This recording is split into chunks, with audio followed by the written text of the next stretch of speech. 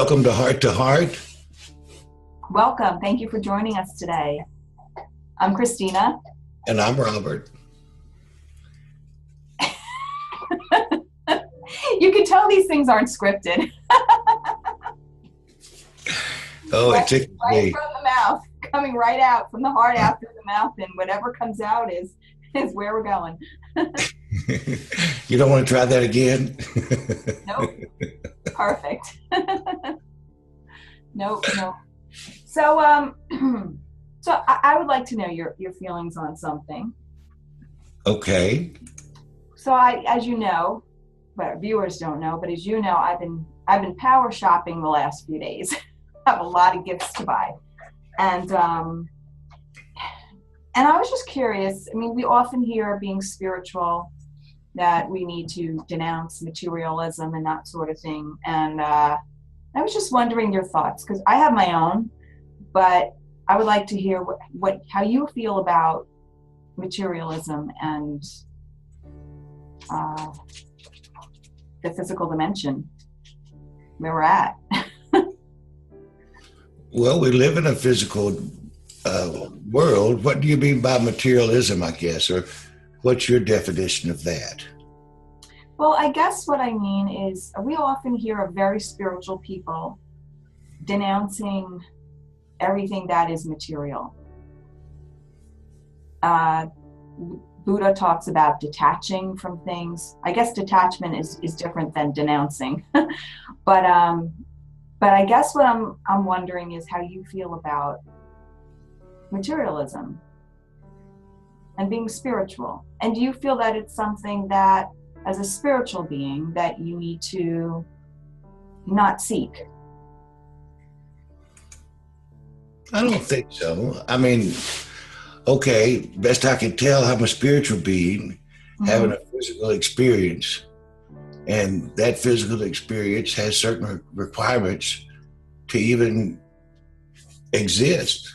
So to seek those things and to find those things is part of the physical experience. I think materialism, or the way I would understand it, maybe I guess in a negative context, is when things have you rather than you having possessions. Being possessed by an object, or being driven to just, in an addictive way, to just continue to obtain and obtain but never be satisfied, then that would be a materialism, I think, to be wary of. Yeah. It's very interesting because the Course in Miracles, the very first lesson, has you look at a chair and has you see the object as just an object, and then see it as we have emotional attachments to that object, and to let that go. The emotional, just see it for what it is, and not for anything other than the emotions that we attach to things. As you know, I studied the Course in Miracles, and a lot of what's in there does talk about detaching yourself from the materialism, things, objects. Matter of fact, it tells you that, if you're all made up, these adorn the body, the clothes adorn the body, but it's really covering up stuff that's inside of you. So the more we seek, the more we're looking to cover up, parts of ourselves or insecurities or whatnot. Well, I guess there could be some truth in that. We can also drive ourselves crazy trying to overthink things.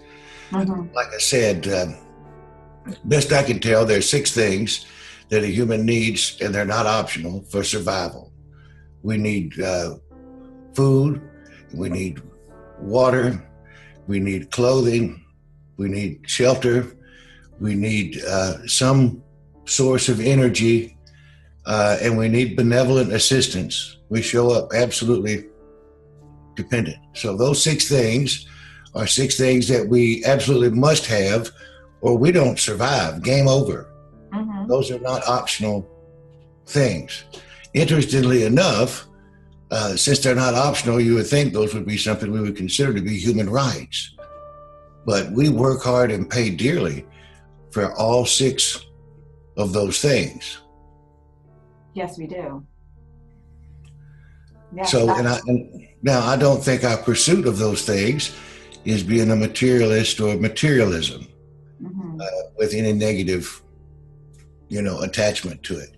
Not as long as we're living on what we call planet Earth right now, the way I see things. Right.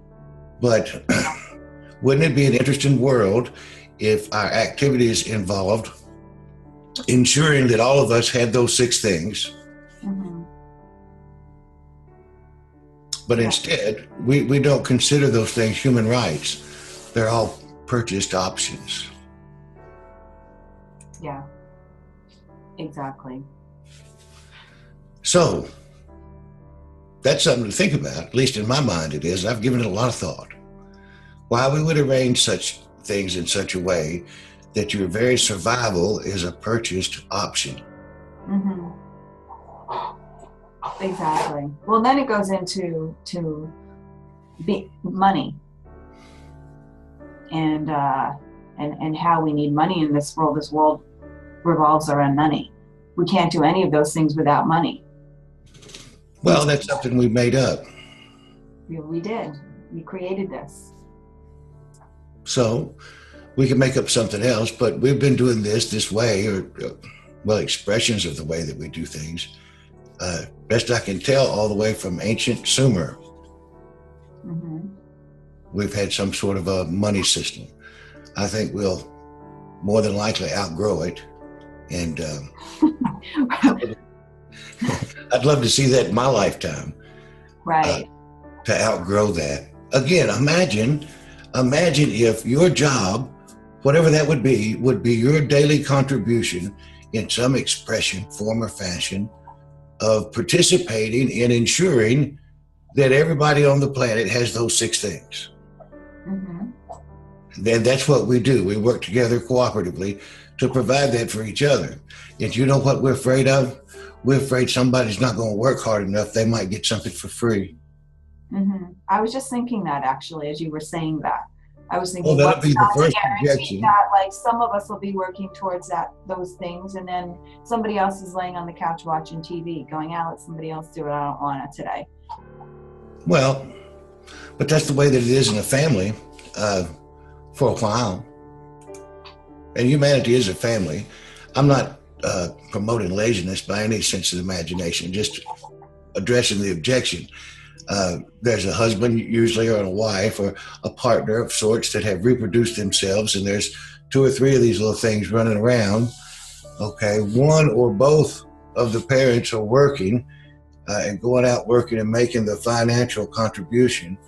Unless we're dealing with something that's pretty weird, these little diaper-wearing children are not charged rent, not charged for their food.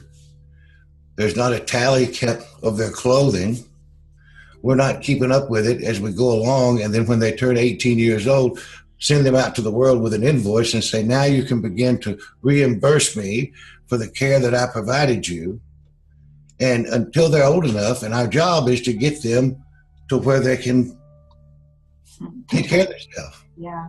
That they can embrace, and hopefully a system, a collective, a cooperative, that they can embrace and be embraced by, so that they can ensure that they have those 6 things that they need for survival. Right. So they can become their parents and continue the tradition. Well, but what I'm saying is that's what we're trying to get money to, to pay bills and to do whatever. But what we're naturally doing as a natural family unit is that, working towards that end, and we're not doing that by charging those who can't make the meaningful contribution yet for services rendered. Right.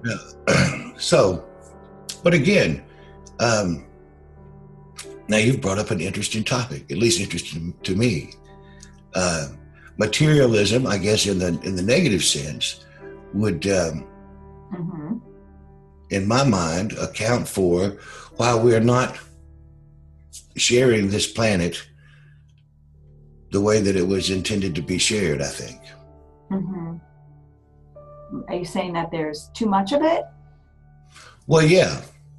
Just our perception of things. Do you remember the old television show Gilligan's Island? Yes. I loved that when I was a kid. So here you have this group of people that just happen to find themselves marooned on this desert island. Mm-hmm. And we watch in a comedic fashion, but what would happen, or what happens in that story, what happens is they naturally take different roles. There's the skipper, of course, he's wanting to, kind of take the lead, and then there's Gilligan that's getting into trouble. But in reality, let's say a group of us found ourselves on this place. Well, what would we do for survival? We would find out what we needed, and we'd work together, and we would provide that for each other. But Ginger had a different dress on every episode. I know. I know, that's why I didn't want to go too far down that path, because that's not realistic. But realistically, if there was survival was going to take place, then we would assess the natural resources, we would assess the giftings and the skills amongst us, we would see how those things fit together to a particular end, and that particular end would be that together we would survive and hopefully begin to establish something and begin to thrive. Let me ask you something. Do you believe that everything that you see, everything, is of God, quote unquote God? Well, if there's a creator that creates everything, I don't see how anything could be outside of that. Right. Everything would be inside of that in my mind. So you see my glass of water here, right? Yeah. So this is what I find fascinating, is that, this is just a glass. Normally, want to drink, we just fill it and we drink when we don't even think about it. But if you think about this for a moment, it's like, see how this is all carved and stuff? Like somebody had to design this out. Right. Right? And somebody had to figure out, I want it this big and I want to have this design on it, and I'm going to use this material, and I'm going to box it in such and such a way. And to me, it's like the God essence coming through. So really, its hand is just about on everything. Well, you can see that there's what some people call intelligent design everywhere we look. Mm-hmm. You can also see that we are producers and creators of intelligent design. Otherwise, we wouldn't be on this webcast right now with the technology that we've designed and put to use. So yes, there's certainly, in my opinion. Mm-hmm. And it's fascinating to me because, like, I just heard a report on the news this week, and it was saying how every year billions of dollars of merchandise gets ordered online. And that's just online, billions of dollars. So if you think about the things that are being built that are just like this glass, there's like an abundance of them. Oh, that's right. There's no shortage, really, of anything on this planet. No. The economic system that we have creates and will engineer things to cause prices to go up and down with the supply and demand phenomenon that goes on. Right. Right. So it's an interesting question. It's like asking, well, should we be cutting back on what is the abundance of what is available? And how does that fit in with the planet and protecting the resources of the planet? And what does it actually mean to be a good steward of the resources of the planet? What does that mean exactly? Oh, I think if we continue to wake up, we're going to just have ourselves a Gilligan's Island. Where are we going to go? Unless you've got a spaceship hiding in your garage somewhere, we're kind of stuck here with each other. Mm-hmm. And if you look at it, we certainly have more. This planet has more abundance, but it should be taken care of. But we should interact with things in a reasonable, sane manner and with each other. But there's this idea of scarcity. All this stuff goes behind just wanting to have power over other people because we're afraid. Yeah. Rather than to cooperate. Because all I our see system, everywhere, our I money see system, abundance everywhere. Like I was in a stores today and all I saw was stuff. The shelves just packed and packed and packed with stuff. One store to the next. There's just abundance of stuff everywhere. But guess where it came from? You're talking about intelligent design. I went to a Costco not too long ago to pick up something for somebody, and so I had to stand in line, and then I had to show my Costco membership card to get into this place, and then I'll walk through this place, and I work in manufacturing, and I see all this stuff, and I'm looking at it from this particular perspective. Who made this stuff? Oh, we did. I know how a lot of it's made. We made this stuff. And so then there's, 100 of everything, like you said. And so I get whatever I can afford, and then I go stand in line again and pay for the stuff that I put there. And then I have to stand in line and be checked on the way out to make sure that I didn't get any extra stuff. Which is fine, I understand that. But now, there's 7 billion of us on this planet. There's less than 2,000 of us that are billionaires. So, and the system's not broken. People want to say that our system's broken. It's not broken. It's doing what it's been doing the whole time. The way we do things with the financial system presently, we'll always have a handful on top, and the vast majority serving this handful on top with greed and acquiring for oneself as the ultimate, goal. Right. But aren't you, but in the example you're just talking about, you're talking also about acquiring for oneself with what you can afford. So like picture if you were one of those billionaires, would you be out getting what you can afford then? Is the threshold different? Is it any different? Oh, these folks don't live they live on the same planet, but not in the same world that we do. So it's a whole different experience. And we can theorize, what the money's spent on. But when you've got 8 individuals in the United States who have the same combined wealth as 50% of American citizens' combined wealth, what are you looking at? And most of us are struggling, and we get up every day and we work hard and we're struggling, and we're hoping that by the end of the month, we have a little left over until the next cycle. And we somehow manage, most of us, to stay right on this balancing point of just enough. I read something not too long ago that on average Americans have maybe $1,000 surplus. Yeah, I think actually I heard the statistics that most 70% of people in America go from paycheck to paycheck. They don't have anything. Yeah. 70%, that's a lot.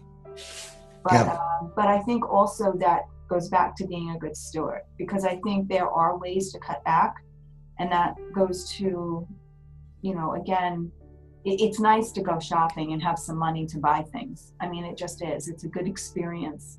But when you can't, and you constantly can't, and because you need to pay bills or whatever, or you can't even do that, then it is challenging for people, to say the least. But I think, again, we talked about this, I think, in the last episode that we spoke about being happy.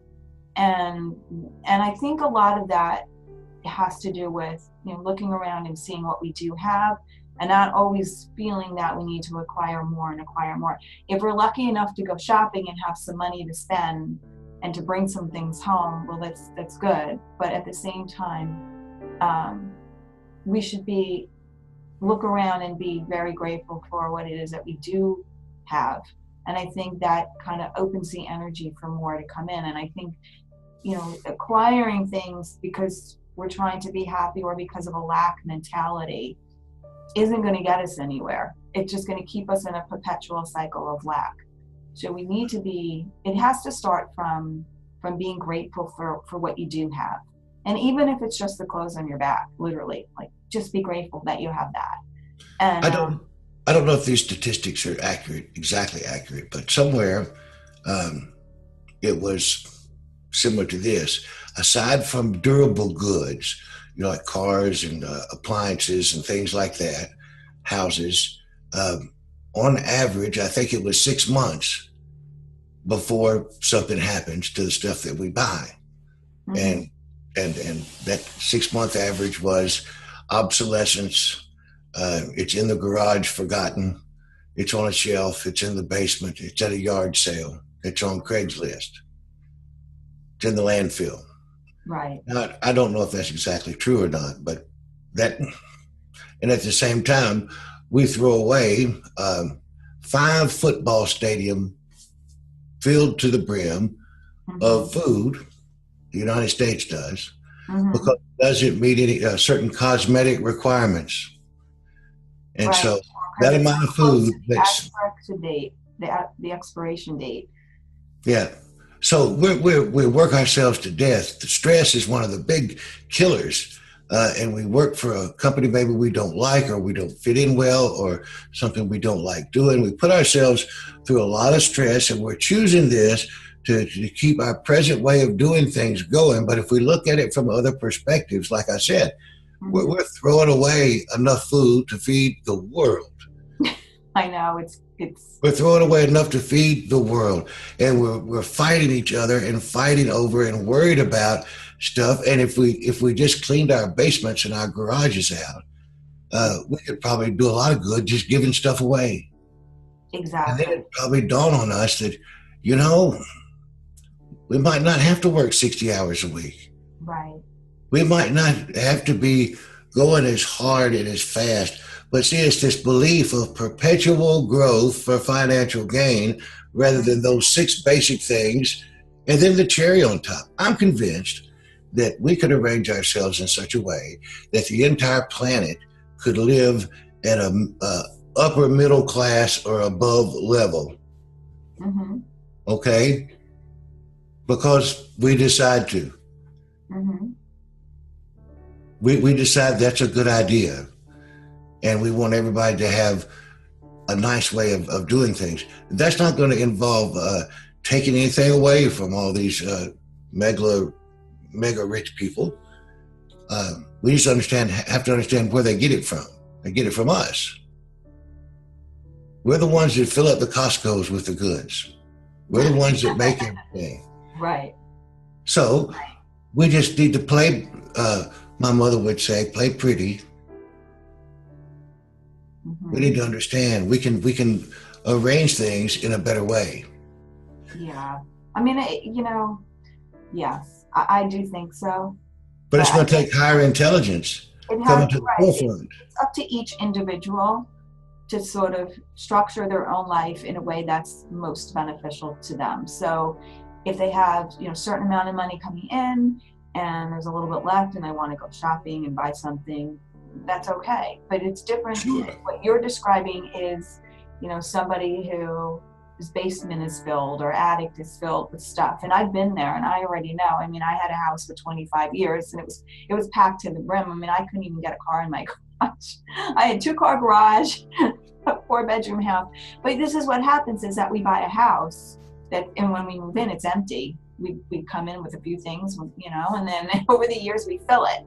And then we fill it to like we're the Grinch until that house is so stuffed. Mm-hmm. You can't open a drawer or a closet with things falling out of it. I mean, it gets to the point. And, every item costs something. Oh, that's right. It costs money. And then we say we don't have any money. But meanwhile, we can't get a car in a garage. So that has to be, and we do that because we feel like that's just what you do. And that's what's bred into this society, because this is partly what keeps the economy going is shopping and pharmaceuticals, but that's a whole nother conversation. But you know what I mean? But this keeps the economy going. They want people to have money. It was interesting because I heard somebody talking about, the tax cuts that Trump just did. And they were saying how, the whole trickle down thing doesn't work and blah, blah, blah, blah, blah. But But the people get extra money in their paychecks. So say this family now is getting $200 more in their paycheck that they weren't used to getting. Well, that $200 most likely is going to be spent on something. It's going to go back into the economy. It's going to make them happy. It's going to get the economy going, and that's sort of the psychology behind it. But at the same time, we have garages and attics and houses full of stuff. So maybe it's better to take that $200 and maybe put it in a savings account instead of running out and spending it if we don't have any money, so but that wouldn't spur the economy. But most of us aren't skillful with managing money. That's another thing. It's not a natural resource. It's not a natural, it's natural, I guess, since we made it up. But it's not, have a saying, money doesn't grow on trees. Well, that's a clue we don't need it. But if that's what we need, if that's a tool that we need to be a basis of cooperation, then fine, let's do that. Okay, but that's not what happens. Mm-hmm. It's used to control. It's used to punish. It's used for a lot of things. And the results of how we're doing things is constantly surrounding us. See, I don't see that. I don't think that it's. I think again, going back to the Course in Miracles in the chair. It's the same thing with a dollar bill or a $5 bill or a $100 bill. We put meaning onto that piece of paper. It doesn't have a brain of its own, you know what I mean?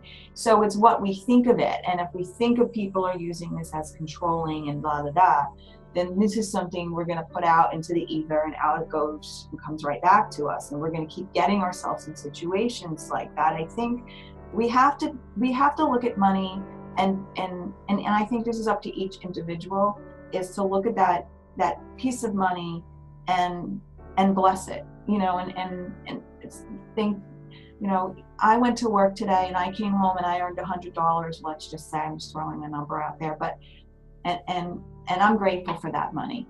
And that money is going to go to this, and this dollar is going to go to pay that, and this percentage, so it's like you're looking at money differently. It's a managerial thing, the way to look at money, but the meaning that is attached to that money, I think, needs to be more of a blessing. Even at the higher levels, even at people that have all the money, because you know what, you don't even know, because we've never been in that position where we've had billions of dollars, but some of them might not even think it's a blessing. You know what I mean? Some of them might think, well, I don't even know if I have any friends, because people are just talking to me because I have money, or you don't know what's going through their mind. And sometimes I think the best thing you can do is just to be yourself and be happy for what it is that you have. And when you do have money coming to you, look at that money like, okay, I have this money, and this is a blessing, and this is going to help me pay my bills, and this is going to help me purchase this glass so I can drink a cup of water, or your cup that you're drinking right now. You know what I mean? It's just, I don't know. I don't see money as controlling. I just don't. Not from my eyes. I see it as that what comes my way, that I have to use to the best of my ability. And some of it does have to go into the bank, and some of it will go out for shopping, and some of it will go for food and for water, and the things that you're talking about. And this is just being, in my mind, I would say that, and I'm not sure what a good steward means, but I think it means just having that blessing of having that come to you, and using it in a constructive way for yourself, and viewing it as constructive. Because I think this is where we get into we dig ourselves away. And this is, if we want to move forward, we have to detach from the negative connotations that we have on things, and money is one of them. And materialism too. Maybe I misspoke. I didn't say that money controls. I said we use money to control people. We use money to entice people. We use money to keep people out of particular neighborhoods. We do all kinds of things with money that's Again, there's 6 requirements for us to survive. Okay? Those are the first thing. Here on the island, those are the first things. So if we put first things first, that's what we must have. And I'm all for toys and, and other stuff too. There's enough for everybody to have more than enough.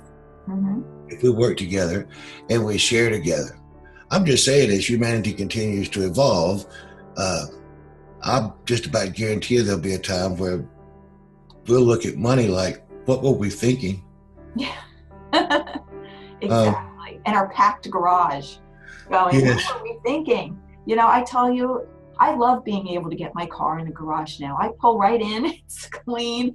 I'm like, I don't even want to stuff it up because I love that feeling of putting a car in the garage. It's so crazy.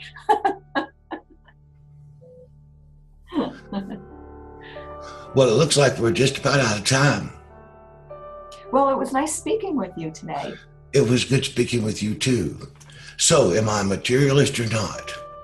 Are you a materialist? Yeah, that was the question, or what I thought about materialism. Yeah, I think we are.